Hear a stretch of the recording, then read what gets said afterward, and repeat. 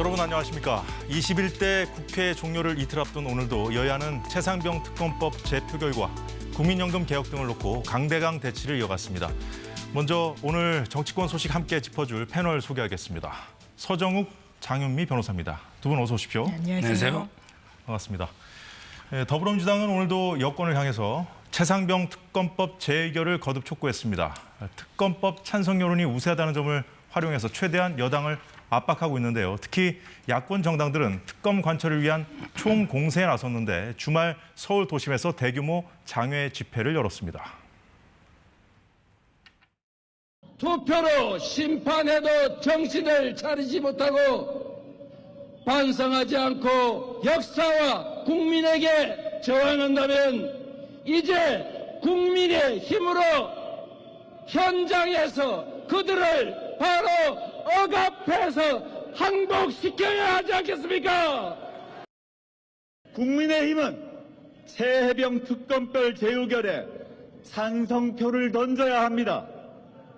그렇지 않는다면 귀하들은 8년 전 겪었던 일을 다시 겪을 것입니다. 네, 이재명 대표는 해병대를 상징하는 빨간색 티셔츠를 또 입고 나오기도 했었는데 항복을 거론했고요. 조국 대표는 8년 전 겪었던 일을 얘기했습니다. 박근혜 전 대통령 탄핵을 얘기한 것인데요. 어떻게 보셨습니까? 지금 이제 노무현 대통령의 탄핵 판결문을 한번 읽어보세요. 탄핵이라는 거는 이제 헌법이나 법률에 위법이 있어야 되는데 문제는 이제 그것만 가지고도 불가하고요. 거기에 중대한 위법 이게 있어야 된다. 이게 판례입니다. 지금 이제 윤 대통령이 거부권 행사한 게 위법입니까? 헌법이 부여한 고유 권한이고 거부권은요. 그리고 이제 경로를 했다. 아마 이제 경로라는 표현이 어디까지 모르겠는데 예. 지금은 이제 국방부 장관 이종섭 그리고 이제 여러 가지 윤 대통령 기자회견을 보면 아마 이제 질책을 한 2가지 정도 한 것 같아요. 뭐냐면 이제 왜 무리하게 수색하다가 안타까운 죽음이 있느냐 이걸 질책한 거고 그다음에 또 하나는 일률적으로 상관의 명령을 따른 바로 직속 부하들까지 이게 다 기소하는 게 말이 되느냐 아마 이제 질책을 했을 수는 있다고 봅니다. 근데 그게 탄핵 사유입니까? 그러면 이게 문재인 대통령 제가 인터넷 보니까 경로했다 질책한 게 10몇 개가 있던데 지금 말이 안 되잖아요.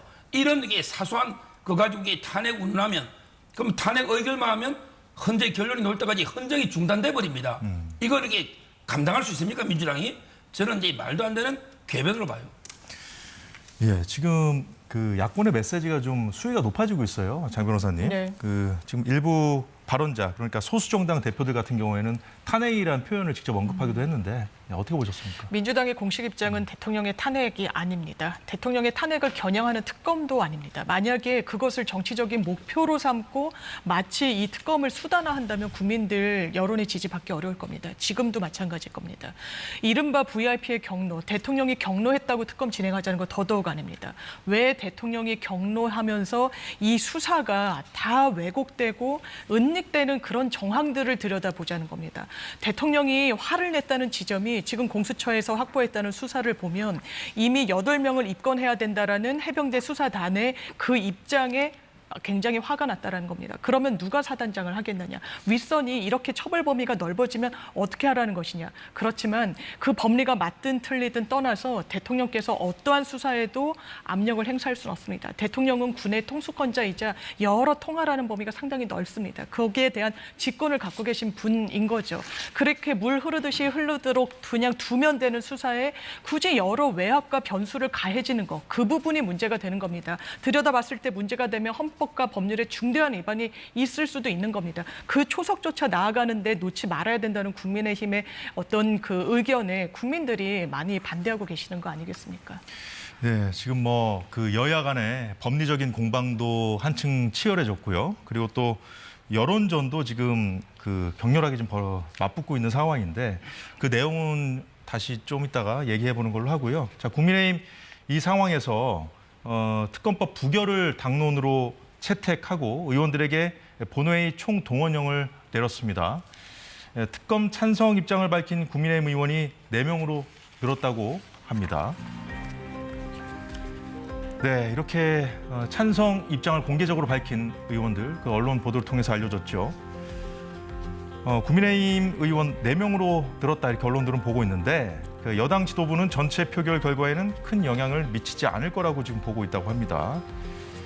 자, 장유미 변호사님 네. 어떻게 보십니까, 이 상황? 저는 네. 아마 국민의힘이 현재로서는 표단 속에 자신이 다소 없는 것 같습니다. 언론 보도를 보더라도요. 지금 국민의힘 입장에서는 17표의 반란표가 있으면 이게 찬성으로 가결되는 거 아니겠습니까?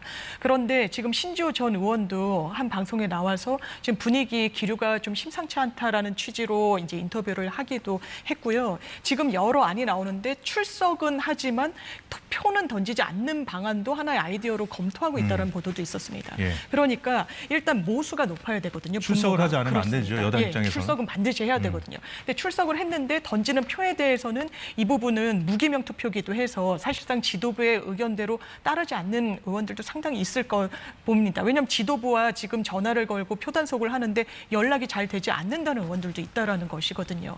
그렇다면 표를 아예 던지지 않는 방향까지도 고민하고 있다라는 여론의 어떤 그 보도 내용을 보면 표단속에 자신을 하고 있진 최소한 못하구나. 그렇기 때문에 아마 민주당도 끝날 때까지 끝난 게 아니다라는 어떤 심정으로 끝까지 좀 설득할 것 같습니다. 예, 장 변호사님 얘기 들었는데요. 저 여당 내 실제 기류가 어떤지 궁금해요. 예, 아마 이제 분위기가. 그 최대 놓으면요 공개적으로 이제 4명에다가 한 5명까지는 이제 더 놓을 수 있겠다. 그래도 이게 어떤 경우든 뭐 10명을 넘지는 않을 거다. 저는 이렇게 판단하고 있고, 자 그다음에 그 민주당은 그럼 이게 100% 다 출석해서 100% 다 찬성할까? 민주당에도 상당히 그 공수처를 만드신 의원들이 많아요. 공수처를 그때 무리하게 날치기 비슷하게 공수처 통과식 있잖아요. 근데 이번에 특검하면요 공수처가 이제 역사 속으로 사라질 수가 있어요. 왜? 이런 것도 수사 못해서 너 수사력 없어가 뺏겨 특검이 가져가 버리잖아요. 지금 수사 한참 하고 있는데 그럼 이제 공수처는 뭐가 됩니까? 사건 다 넘기고 그냥 가만히 있어야 됩니까? 따라서 이제 공수처를 만드신 이런 이제 민주당 의원들을 설득하면 민주당에서도 이제 공수처 일단 수사를 지켜보자. 그리고 나서 특검하자는 분도 있을 수 있잖아요. 저는 어느 쪽에 이탈이 많을지 만에 하나 상당히 민주당도 다 이게 찬성표가 안 나오면 그 후폭풍은 이재명 대표한테도 이게 상당할 거다. 저는 이렇게 봅니다. 민주당에서도 그럼 이탈표가 나올 수 있다고 공수처를 보시는 이제 뭐 수사를 지켜보자 이런 데 만드신 분도 있잖아요. 예, 국민의힘은 이번 해병대원 특검법 재표결이 정권을 흔들고 이재명 조국 대표의 사법 리스크를 희석하기 위한 정략적 의도에 따른 것이라면서 여론전에도 힘을 쏟고 있습니다. 입건 대상을 누구로 했던 또 몇 명으로 했던 아무런 법적 효력이 없는 것이 이번 군 경찰의 자료입니다.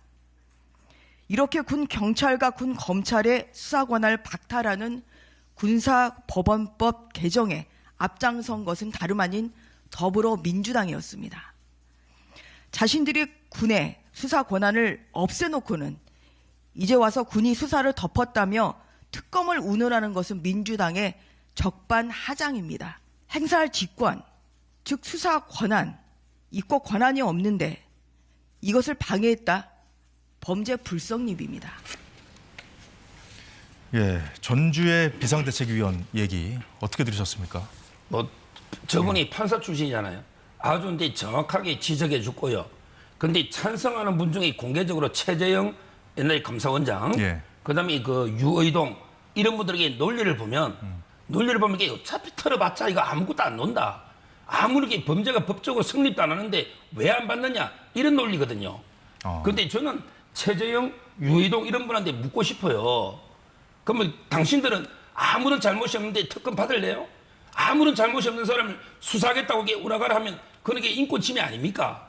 논리가 안 맞잖아요. 아무런 잘못이 없고 이게 특검에도 최재형 원장 오히려 주도권을 가져올 수 있다. 우리가 특검 받으면 유이동 의원들에게 그런 주장이거든요.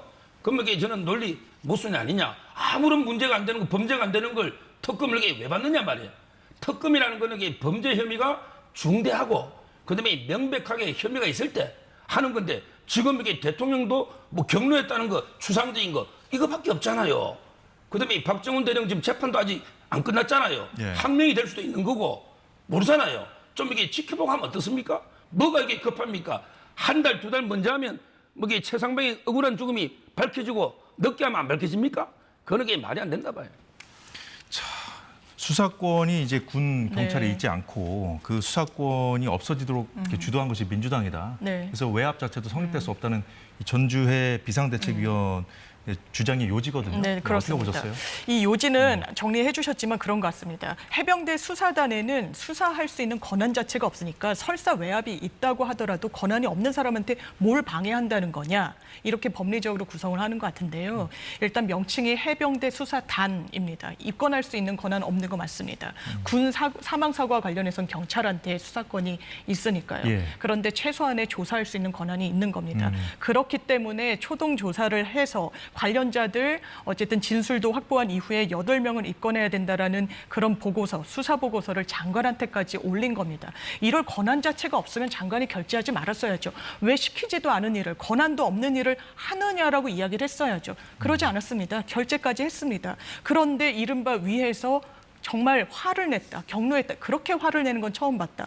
그러면 실체가 없다고요? 죄를 짓지 않았다고요? 지금 단정하기 어렵습니다. 왜냐하면 그 이후에 경찰로, 당연하지만 경찰의 수사권이 있으니까요. 기록을 넘겼습니다. 그런데 그걸 국방부가 가져옵니다. 그때 갖고 온 국방부의 담당자는 그 당일 이 대통령실의 공직기관 비서관과 통화를 합니다. 공수처가 확보를 했다라는 거죠. 그리고 용산이 이제 발신인으로 된 이 전화를 국방부 전 장관이 받기도 합니다.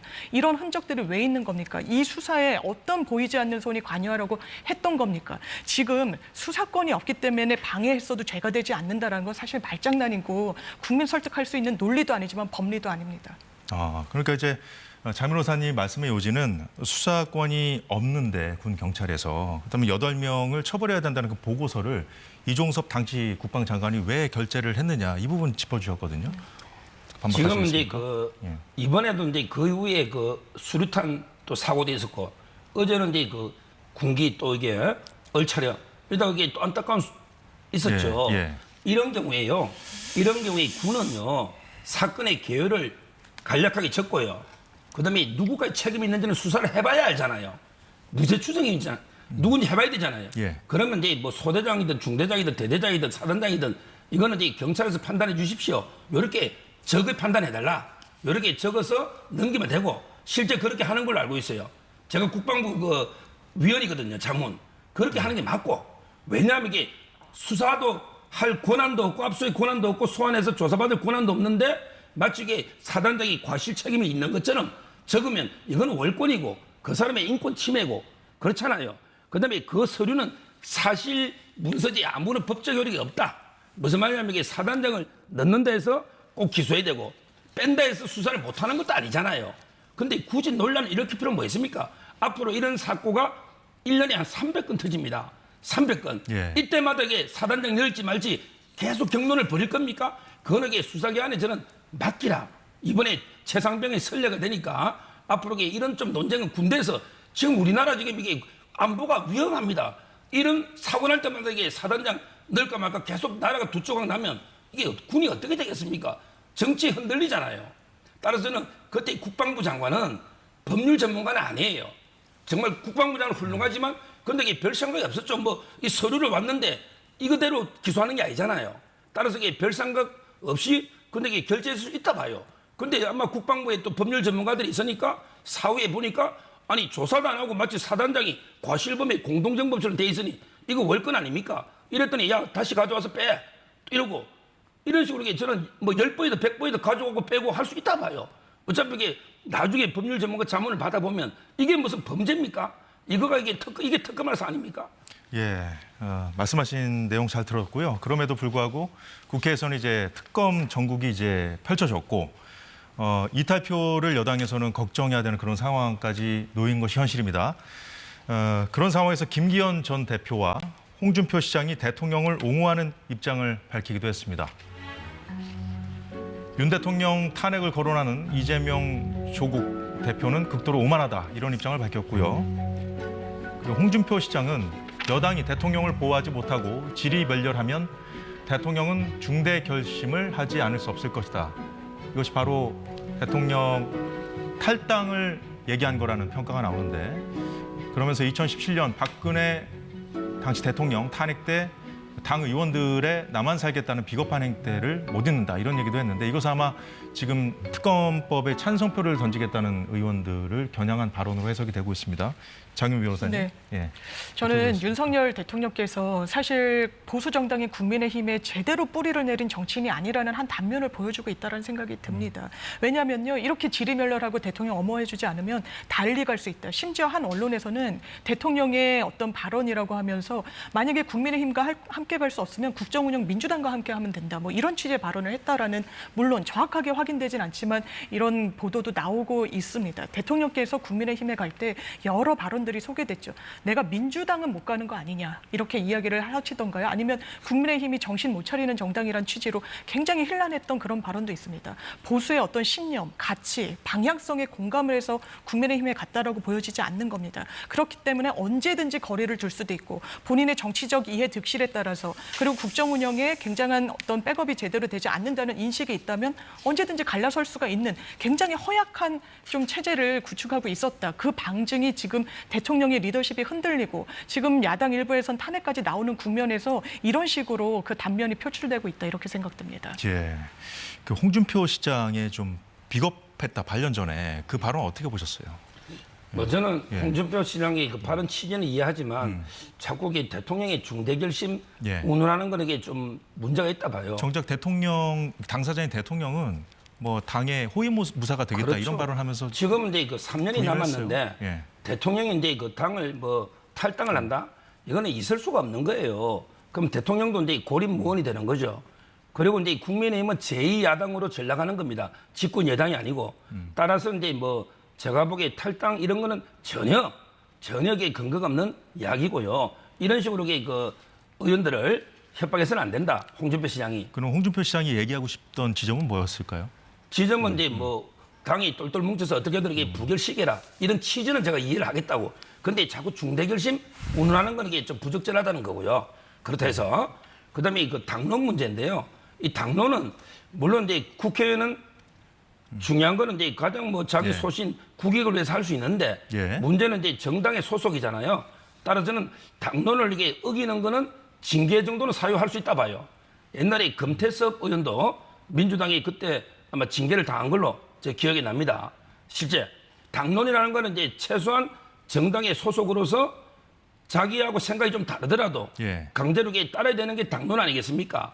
근데 무기명 투표 모르면 할 수 없지만 당론을 이게 공개적으로 나게 당론 어기겠다 이런 식으로 이게 그 자기 그 선언을 했잖아요. 내부는 이런 분들에게 저는 최소한에게 징계 사유가 되지 않을까 이렇게 봅니다.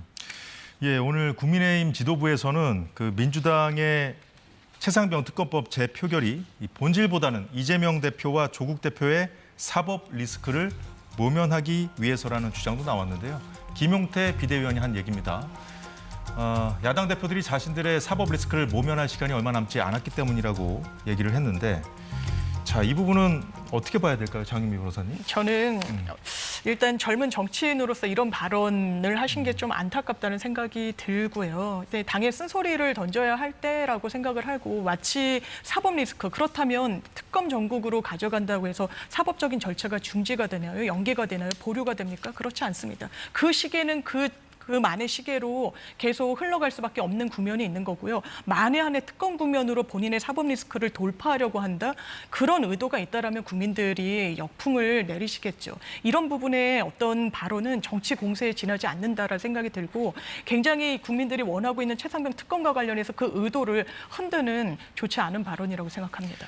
조국 대표가 그 2심 징역, 네. 2심에서 이제 징역 2년형을 선고받았고, 이제 확정 판결은 언제쯤으로 지금 보고 계십니까? 지금 대법원에 계류 네. 중인데 지금 대법원 일부의 임기 문제도 좀 있는 부분이 있고요. 네. 그리고 입시 비리가 부각이 돼서 그렇지만 여러 직권남용과 관련한 또 법리 다툼이 있었던 사안들도 있습니다. 그래서 모든 부분을 판단을 대법원에서 다시 할 때 시간이 조금 경과될 여지도 있고, 다만 일부가 또 무죄 취지로 파기환송될 가능성도 열려 있는 겁니다. 네. 입시 비위와 관련해서는 그럴 가능성이 가능성이 비교적 낮죠. 왜냐하면 공범 관계에 있는 정경심 교수가 거의 확정이 됐기 때문에. 그래서 법률적으로는 움직일 수 없는 사실이 됐지만 뭐 유재수 감찰무마 건이나 여러 조국 전 장관, 조국 예. 대표에게만 해당하는 부분에 대해서는 또 법리 쟁점이 있을 수가 있거든요. 그렇다면 또 파기환송이 돼서 원심으로 다시 돌아가고 한다라고 하면 올 연말까지도 사실 결론이 안 날 가능성도 열려 있다고는 보입니다.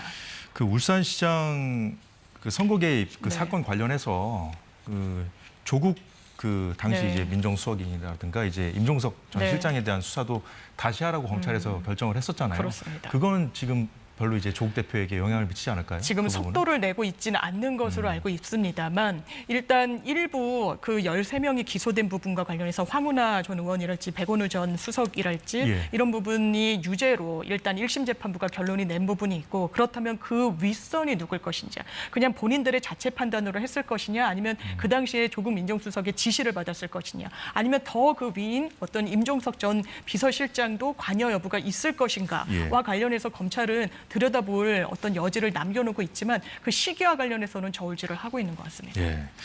그 야당 대표들이 사법 리스크를 모면할 시간이 얼마 남지 않았기 때문이라는 그 김용태 국민의힘 비대위원 발언 중에 이제 조국 대표의 사법 리스크에 대한 얘기를 좀 들었는데 서정엽 변호사님 어떻게 보십니까? 저는 이제 김용태 당선자 지적이 아주 정확한 게요.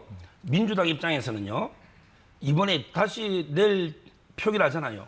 예. 이걸 이게 보고해도 되지 굳이 장애 집회를 할 이유가 없잖아요. 그다음에 정 안 되면 22대 가면 108명밖에 안 되잖아요. 그때 해도 되잖아요. 또는 이제 공천 보고해도 되고요. 근데 굳이 이렇게 압도적 의석을 가진 당이 장애 집회까지 한다? 이거는 이게 다른 의도가 있다 봐야죠. 그게 저는 바로 이제 그 윤석열 대통령 끌어내리기 통해서 이게 혼란이 오면 좀 재판도 늦어지지 않을까. 또 검찰 수사의 칼날이 좀 무뎌지지 않을까. 이런 이제 방탄 목적이 저는 있다고 보고요. 그다음에 조국 대표의 그 판결문 있죠. 예. 일단은 이제 입시 비리는 볼 것도 없잖아요. 공범이고. 그다음에 증거 능력도 최강욱 의원이 전화비자에서 판단했잖아요. 컴퓨터 그 참여권. 그럼 이게 법적으로 다툴 게 없어요. 유재수 감찰무마 1심의 판사 3명, 2심의 판사 3명이 미세 쟁점까지 100% 일치한 이런 사건이죠. 그러나 이게 감찰 무마했다는 거 얼마나 이게 간단합니까? 마음만 보면 이게 원래는 8월 전에 나야 되죠. 8월 달에 대법관 인사가 있는데 거기에 한 분이 나가거든요. 노정희, 그 선관위원장 했던 노정희. 그러면 이게 그 전에 저는 당연히 기각시키는 게 원칙은 맞다. 이게 2월 달에 그럴 겁니다. 6개월이면 이게 대법원에 보통 4개월이면 이런 사건이 이게 결론 난다. 이렇게 보이고. 그렇군요. 그다음에 마지막 송철호 사건의 재기 수사 있죠. 울산시장 예. 선거 개입 의혹. 이거는 이제 옛날에는 대통령 청와대를 압수수색이 안 돼가지고 못 밝힌데 이번에 3월 달에 그 대통령 기록관을 압수수색을 했습니다. 이미 자료가 다 확보됐어요. 예. 아마 조만간 임종석, 조국도 저는 게 기소되지 않을까 이렇게 봅니다. 그 김용태 비대위원이 거론한 것이 또 하나가 이재명 대표의 사법 리스크인데 다음 달 7일 날 이화영 전 부지사 선고가 예정돼 있습니다. 대북 송금 관련해서. 그리고 이재명 대표의 아내 김혜경 씨 관련 보도가 하나 또 나왔는데 관용차를 사적으로 이용했다. 그래서 5천만 원대 배임 혐의로 적용하는 것을 검토 중이라는 얘기가 나왔는데 이 부분은 어떻게 좀 봐야 될까요? 먼저 이제 그 이화영 선고는요. 이화영 이분이 이제 보석을 신청했거든요. 근데 이 보석 신문계열의 김현철 변호사라고 이화영의 변호사입니다. 이분이 뭐라고 했냐? 이화영의 유죄 판결은 이재명에 대한 유죄 판결하고 이게 연결되기 때문에 신중하게 검토해야 되고 선고기를 연기해서 다시 재판하자. 이렇게 했거든요. 아마 이제 본인들도 이화영 유죄 판결은 미리 보는 이재명 판결이다. 연결된다. 유력한 이게 증거가 된다. 이렇게 보는 것 같아요. 그거는 이제 이화영 변호사가 그렇게 주장을 했고요. 그 다음에 그 관용차는요. 예. 이게 배임이잖아요. 배임은 이제 신분범입니다. 이 말은 이제 업무상 배임이기 때문에 공무원만 범할 수 있죠. 김혜경 여사가 이제 혼자 배임이 될 수는 없죠. 민간인이잖아요. 그럼 이게 누가 공범일까요? 그 앞에 자기 집에 차가 서 있고 기사가 허위일치하면서 대기하면서 운행한 걸 이재명 지사에게 몰랐을까요? 모를 수가 없잖아요. 그리고 이게 허위일치고 아니 본인은 응급용으로 대기했다는데 그러면 이게 응급용이라고 일지를 써야지. 왜 김혜경 여사를 태우고 다니면서 허위로 일지를 작성합니까? 허위 공문서 작성이죠. 결국 저는 이재명, 김혜경 아마 이게 같이 다 기소될 겁니다. 과일값 2천만 원, 그다음에 식사비 2천만 원, 그다음에 관용차 5천만 원, 최악의 9천만 원 이상은 같이 기소될 겁니다. 예, 지금 뭐 아까 김용태 비대위원 발언에 대해서 좀 아쉽다고 지적을 해주셨습니다만 지금 그 조국 대표는 이제 말씀을 해주셨고 이재명 대표 관련해서도 지금 법카 관련해가지고 이제 당시 이제 배모 씨였던가요? 네. 그분이 이제 뭐 진술을 좀 뒤바꾸는 그런 일이 있었는데 그러니까 방향을 좀 튼 것 같습니다. 지금 김혜경 씨 관용차 문제로 네. 관련해서 수사가 계속 진행이 되고 있고 언론 보도로 통해서 계속 나오고 있거든요. 그렇습니다. 조여드는 상황인 건 맞는 것 같은데요. 일단 혐의가 계속해서 들여다보는 여지가 넓어지는 건 있는 것 같고요. 처음에는 이제 법인카드 그리고 뭐 정치자금법 위반으로 지금 기소된 거는 한 10만 원 정도를 이제 결제했다라는 점, 그 부분은 재판까지 넘어갔고 추가로 뭐 과일값 결제 내역 말씀 주셨고 또 이번에는 관용차 예. 5천만 원대. 그러니까 이게 차량 운행이다 보니까 금전적으로 환산하기가 상당히 좀 어려운 측면은 있습니다. 그렇지만 이제 운행 일주가 가공된 거 아니냐라는 게 검찰이 들여다보고 있는 혐의의 요지인 것 같고요. 다만 문제가 있다면 들여다보고 수사하는 게 우리나라의 공권력에 당연한 거 아니겠습니까? 예. 다만 김혜경 씨를 수사하는 부분이 떠올리는 인물이 아무래도 김건희 여사일 수밖에 없다라는 점은 지적하지 않을 수 없을 것 같습니다. 명품백, 도이치모터스. 지금 수사 검찰이 속도 내려고 하니까 어떻게 했습니까? 1차장부터 4차장까지 일괄 교체하는 인사를 내버렸습니다. 검찰 내부에서도 대통령의 가족을 수사하는데 수사 라인을 교체한 건 전례를 찾기 어렵다는 게 검찰 내부의 인터뷰 내용입니다. 이 부분과 관련해서 후속 부장검사들 수사 교체 여부가 굉장히 관심을 끌고 있는데 이런 전례에 비춰서 이게 윤석열 대통령이 이야기하셨던 공정과 상식, 법과 원칙인지 저는 국민들이 묻고 계시다고 생각합니다. 예. 그 실무 라인까지 지금 인선이 결과가 나왔나요? 지금 서초동에? 아직은 나오지 아직 않은 나오지 것으로 알고 않았습니까? 있습니다. 그 김정숙 여사 특검법을 해야 된다. 이제 국민의힘 지도부에서 공식화했거든요. 이제 역공을 펴는 거예요. 이 상황은 어떻게 보세요? 저는 예. 맞불 작전 성격이 분명히 있다라고 생각합니다. 저는 김정숙 그 이름 자리에 김건희 세 글자를 넣어도 저는 수사 대상이라고 말하지 않을 것 같습니다. 일단 인도 총리가 대통령 부부가 인도에 방문했을 때 다시 한번 방문해 줄 것을 구두로 좀 요청했다는 겁니다. 그 이후에 실무선에서 외교부 장관을 먼저 불렀는지 문체부 장관을 먼저 했는지 모르지만 최종적으로 공식 초청장이 김정숙 여사에게 왔다라는 것이고 거기에 근거해서 문화체육부 장관인 도종환 전 장관과 함께 수행원으로 해서 그 인도를 방문한 겁니다. 그 당시에 이슈도 있었고 요청했던 행사도 있었습니다. 그리고 일부에서는 그 당시에 모디 총리가 대한민국과 이렇게 굳건한 외교 관계가 수립돼 있다라고 해서 인도의 국내 정치에도 상당히 유리한 방향으로 활용했다라는 거 아니겠습니까? 예. 이런 일련의 과정을 갖고 범죄다, 특검이다, 법률 위반이 있다라고 이야기하는 건 이거는 이 상대국이 있는 외교 관행상도 예의가 아닐 뿐더러요. 좋지 않은 선례를 남기는 거라고 생각합니다.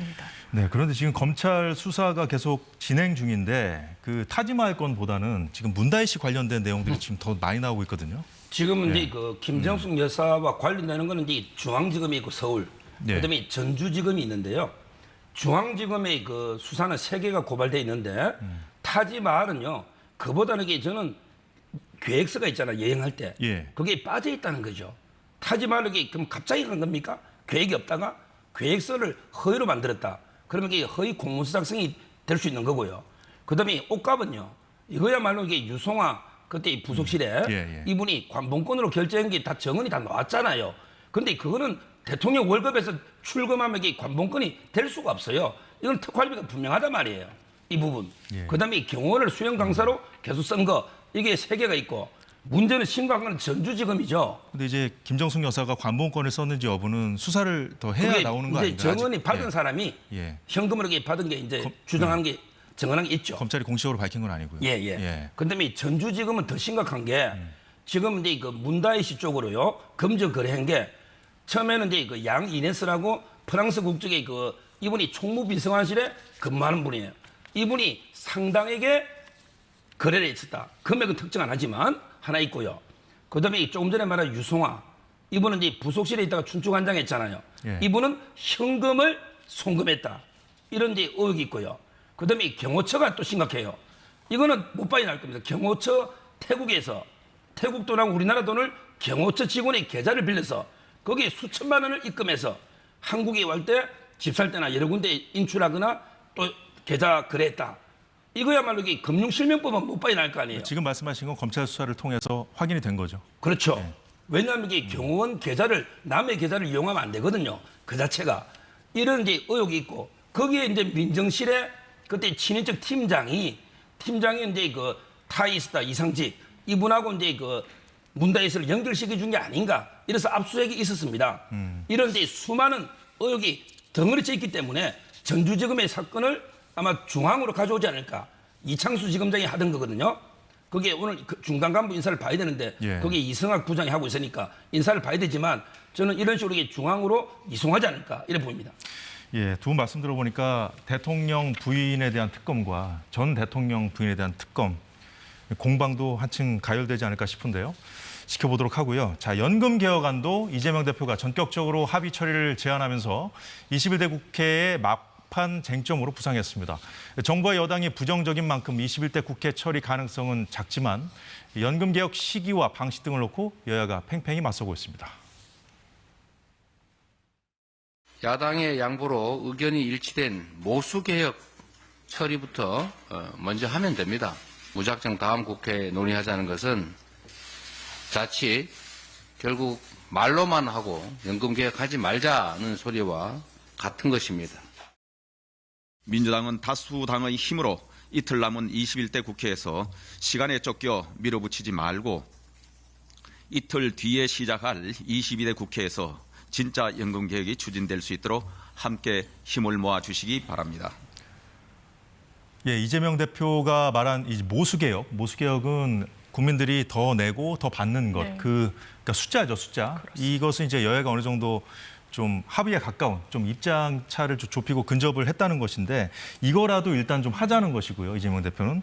근데 여당은 그 구조개혁까지 같이 해야 된다. 지금 안대로 가면은 이제 젊은 세대에게 부담이 있는 이 구조가 그대로 가기 때문에 같이 22대 국회에서 같이 하는 것이 맞다 이렇게 맞서고 있거든요. 네. 예, 어떻게 보고 계십니까, 장 변호사님 이 상황? 집권 여당의 태도로 상당히 아쉽습니다. 처음에는 대통령께서 여야 합의 있으면 이 부분 관철시키겠다고 하셨어요. 여야 합의라는 건 모수개혁과 관련된 부분입니다. 원래 9%를 내고 있죠. 13%로 올리는 게 여야 합의가 있었습니다. 이제 받는 돈과 관련해서 43%냐 45%냐 민주당이 더 근접한 44% 이야기했다가 이재명 대표가 국민의힘 안도 받을 수 있다라고 했습니다. 이걸 받아야 됩니다. 지금 구조개혁이라는 것은요. 너무나 먼 얘기입니다. 그리고 어떤 합의점이 이게 좀 윤곽화되어 있지도 않습니다. 가시화된 어떤 논의가 이미 뭐 무르익었다고 보기도 어렵다는 거죠. 이를테면 기초연금과 국민연금을 연계하고 통합하는 문제 너무 갈 길이 멉니다. 이 구조개혁을 언제 할 수 있습니까? 예. 할 수 있는 방향부터 먼저 하자는 거. 그리고 향후 지방선거 있고 대선이 있습니다. 그 전에 이 인기 없는 정책을 추진할 수 있는 동력이 여야 할 것 없이 다 없습니다. 보수 언론에서도 사설로 지금은 이제 민주당의 어떤 집권 그 많은 다수석을 차지하고 있으니까 책임 있는 태도를 국민들로선 기대할 수밖에 없는 국면이 됐다라고 이야기하고 있습니다. 이건 대통령과 집권 여당인 국민의당이 결단을 빨리 내려야 되는 문제라고 생각합니다. 네, 이런 상황에서 그 여권 중진인 유승민 전 의원 그리고 안철수 의원도 입장을 낸 것이 있습니다. 한마디로 이제 구조개혁 없이 모수개혁만 하는 것에 대한 반대 의사를 밝힌 거예요. 자, 이 화면을 좀 보면서 계속 얘기를 이어가도록 하죠. 서정호 변호사님. 지금 이제 장 변호사님은 구조개혁하고 모수개혁하고 따로 이제 논의해서 갈 수 있는 것에 정리가 가능하다 이런 입장이신 건데 이 지금 안철수 의원도 그렇고 유승민 전 의원도 그렇고 이게 그 연결돼 있는 것이 따로따로 하기가 좀 어렵다, 더 어려워진다. 하나만 건들면 나중에 구조개혁하는 것이 더 어려워진다 이런 입장인데 뭐가 맞는 겁니까? 아마 근데 두 개는 분리를 못하는 게요. 구조 개혁하자는 게 뭐냐면 뭐 기초연금하고 이제 그 통합 문제라든지 또는 이제 공무원연금 다른 연금하고 이게 그 어떻게 통합할 건지 이런 이제 문제잖아요.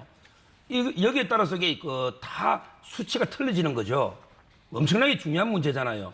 지금 공무원, 교직원 전부 이게 따로 있고 이거 통합할 건지 지금 이제 기초연금도 이게 어떻게 연계시킬 건지 이런 문제도 있고요. 또 근본적으로는 이게 연금을 세대별로 아예 분리해버려야 된다. 이런 주장도 나왔습니다. 왜 그러냐면 이게 젊은 세대가 13% 지금 예. 월급에 13을 내는데 나중에 고갈대가 못 받는 확신도 없으면 저항이 있을 수 있어요. 지금 여야가 얘기하는 모수개혁 안으로는 이제 젊은 세대들은 나중에 못 받을 그 위험성이 그대로 살아있다는 거잖아요. 아직. 그렇죠. 예, 예. 이게 연금의 구조가 안정되게 정해져야 거기에 따라 재정 들어오고 수입을 나가고 해서 모수개혁이 노는 거 아닙니까? 순서가. 그렇잖아요. 이거부터 들금 바꿔나면 이게 무슨 개혁이 됩니까? 저는 그거부터 정교하게 구조를 만들고요. 그 다음에 거기에 따라서 숫자를 해서 모수개혁을 하는 게 순서에 맞고 제가 보기에 이 두 개보다 더 급한 계획이 있어요. 예. 가장 중요한 거는 연금의 수익률을 올리는 게 중요하잖아요. 우리 1년에 4% 벌 걸 5% 벌면 그럼 이게 고갈 시간 몇 년 늦어집니다. 연금이 그렇잖아요. 예. 그런데 지금 수익률이 문제예요. 이게 왜 그러냐? 전문가들이 안 와요. 지금 이게 지방으로 이전해 버렸잖아요. 예. 그럼 이게 연금을 굴리는 운영하는 게 최고의 전문가들이 와야 되는데 월급도 작지. 지방에 근무하려면 누가 오겠습니까? 이 수익률을 올리기 위해서 과감하게 규제를 풀고 제대로 최고 수준의 전문가를 모시는 이 계획부터 해서 지금 수익률이 전 세계 연금하고 비교해 보세요. 이것만 1, 2% 올리도 돈 덜 내야 된단 말이죠. 가장 급한 거는 수익률 개선을 위한 계획이고 그다음에 이 구조개혁 한 다음에 예. 보수개혁은 제일 마지막에 숫자 껴맞추면 되는 거예요. 사실 이 문제가 연금 고갈 시점 그 걱정 때문에 이제 그렇습니다. 불거지고 있는 논란이기 때문에 지금 말씀하신 그 수익률 문제 굉장히 중요한 네. 부분 짚어주신 것 같은데 지금 장 변호사님이 아까 지적을 해주셨어요. 이제 국회로 이제 공을 던졌으면 국회에서 뭔가 지금 네. 결과가 나온 상황이면 이제 대통령에서 좀 받는 것이 맞지 않느냐 이 부분은 좀 대통령에서 놓친 부분이 있다고 보십니까? 아니 지금 이제 모든 걸 자꾸 이재명 대표는 대통령하고 이게 단판제 끝내려는데 그건 아니잖아요. 순서가 근데 연금 특위가 있잖아요. 특위. 예. 그러면 이게 여당과 야당이 먼저 합의안을 가지고 대통령은 이제 행정부의 수반이니까 보내면 이게 검토를 하는 거죠. 그냥 바로 그냥 여당을 패싱하고 대통령하고 이게 만나서 단판 짓자. 이러면 이게 대통령이 다 하면 여당은 이게 뭡니까? 이러면 이게 여당이 뭐 대통령실에 여의도 출장소입니까? 이제는 여당도 이게 대등한 관계입니다. 좀 절차를 그래 밟아야 돼요. 예, 유승민 전 의원이 이 문제에 대해서 입장을 여러 차례 밝혔는데 좀 화면 준비됐습니까? 보면서 이어가도록 하겠습니다. 지금 민주당의 이재명 대표가 제안한 안을 덜컥 받았다가는 최소한 2027년까지 연금개혁 추가 동력은 사실상 사라질 것이다. 이재명 대표가 지금 모수개혁이라고 또 지금 하지 않으면 안 된다는 거하고 좀 대비되는 입장인데요. 그렇기 때문에 이제 윤 대통령이 지금이라도 모수개혁과 구조개혁 모두 포함된 개혁안을 내놓고 이 대표의 얄팍한 술수에 적극 대처하기 바란다는 호소 아닌 호소를 했는데 네. 장 변호사님. 네. 근데 이런 얘기를 이재명 대표가 이번에 이제 연금개혁안 처리하자고 하니까 보수 언론에서는 이제 보수 정당이 허를 찔렸다, 네. 기습 공격을 당했다고 보던데 이재명 대표가 먼저 그 안을 던지기 전에 좀 이런 논의들을 여당 내에서 좀 네. 했으면 어땠을까 하는 생각이 들던데요. 예, 무척 아쉽습니다. 대통령께서 말씀하신 3대 개혁 중에 하나예요. 어떻게든 이 정부 안에 매듭 짓겠다고 했습니다. 그리고 여야 합의가 되면 받겠다고까지 말씀하셨는데 지금 합의가 되니까 국민 여론 보겠다고 합니다. 이게 왜 문제냐면요. 지금 모수개혁이라도 하지 않으면 물론 유승민 대표가 이야기한 대로 모수개혁, 구조개혁 같이 하면 좋겠죠. 더할 나위 없는 정답이란 건 이론의 여지가 없습니다. 근데 현실적으로 하기가 어렵다는 거예요. 그렇다면 할 수 있는 이미 그 근접해가지고 여야 간에 안이 나왔으면 이 부분이라도 하고 그걸 토대로 그런 구조개혁도 여러 안이 있습니다. 신연금, 구연금 따로 나눠서 이미 좀 연금의 어떤 수익률이 낮은 부분은 별도로 투트랙으로 하자는 안도 있고요. 여러 공무원 개혁, 공무원 연금 그리고 뭐 군인 연금까지 합쳐서 이걸 뭐 재정 투입을 하자라는 부분도 있는데 너무 갈 길이 멉니다. 그러는 사이에 1년에 50조 원씩 청년들의 부담으로 가고 있습니다. 예. 하루로 환산하면 1,100억 원이 넘고 있습니다. 책임 있는 국정 운영의 주체라면 모수 개혁부터라도 하는 게 맞는 자세 아니겠습니까? 예.